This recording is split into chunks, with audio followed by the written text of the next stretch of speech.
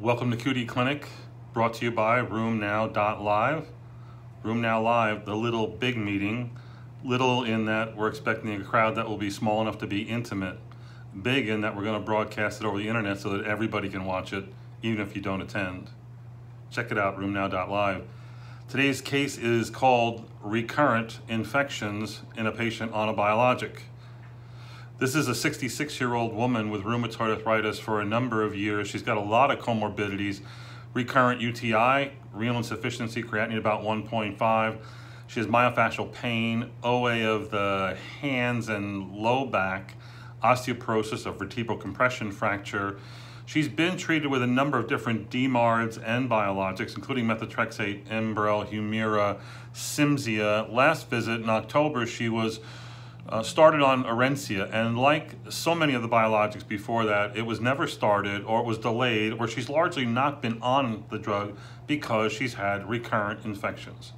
Now she has, in her history, recurrent UTIs, which I think have resulted in hospitalization, and hence she may or may not have pyelonephritis associated with that. Sick and been in the hospital with pneumonias in the past as well. The problem is every time she gets sick, everybody stops her biologics and her arthritis goes to hell in a handbasket. And then I'm left to clean up the mess. The question is, what do you do? Well, the problem here is a misunderstanding on one, who's prescribing and managing rheumatoid arthritis therapy, specifically the biologic. That would be me. And number two, who has the power to stop the drug? And that would be, again, me and only me.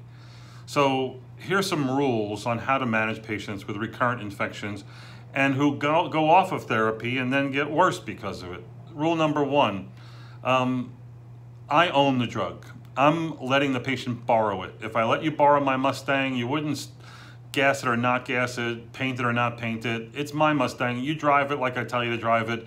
And that's the way it's supposed to work. Here, I'm letting you use my medicine, and I'm in charge of it. Nobody knows more about the biologic or rheumatoid arthritis therapies than I do. So again, that has to be instilled upon the patient. Other people who mean well are voicing their opinions, the patient stopping medicines. That's a bad idea. Nurses, pharmacists, psychiatrists, next door neighbors, the hospitalists, they don't get a vote. Why? Because they get their education from the television and TV ads. I know about the biologics. So number one, I own it, only I can stop it. And the only other rule is if you're in the hospital and on IV antibiotics, you can stop the drug. Rule number two is you never stop a biologic. If you get a cold, a sniffle, a URI, a flu, unless you got a temperature of greater than 102, I don't care. It doesn't matter. URIs never progress to pneumonia and death, okay? And stopping the biologic, holding the biologic, makes everyone think that the biologic causes the infection when clearly it doesn't. The evidence is very clear. Biologics rarely augment infection risk, and that's actually proven by this case. This woman has been on therapy and not been on therapy, and yet she continues to have recurrent UTIs. So if she's on a biologic, she has UTIs. If she's off the biologic, she has UTIs. Everybody thinks it's a biologic. It's not the biologic. It's her rheumatoid arthritis and her plumbing and her mechanical issues regarding her genitourinary tract, which she's having addressed by urologists and surgeons, etc. So again, only when the patient has multiple comorbidities, is on high-dose steroids, has lots of stuff going wrong, does the addition of a biologic significantly augment the risk. And you know what? It augments the annual risk of an SIE, serious infectious event, from 30% to 40%. The patient's already in a bad way. So again, never stop the biologic. Understand the true risks of infection associated with the biologic. And then when you have to prescribe something, what's the safest regimen you can use as far as rheumatic therapy? Well, assuming DMARDs, and then above DMARDs, I would say the lowest dose of a TNF inhibitor. That especially is adjustable with Remicade or another infusible, possibly, but it's also with etanercept. You can lower the dose, and once you get someone established and doing well, you could change it to 25 once a week or 50 every 2 or 3 weeks. Lowering the dose probably is a way of reducing risk, although it's a marginal reduction in risk. The next way is actually probably to use abatacept. Abatacept, when it comes to infection numbers, looks like it's better than all the other biologics, including TNF inhibitors. Not in all studies, but in a lot of studies, enough that it would be my go-to drug.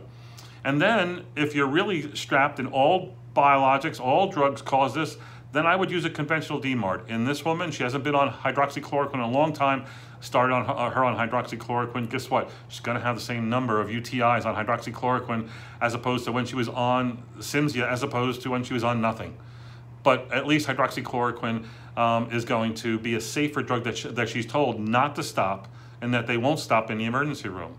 So again, those really hard and fast rules are very important in managing the patient. Of course, in this patient, she's going for a GU evaluation as to why she has recurrent infections.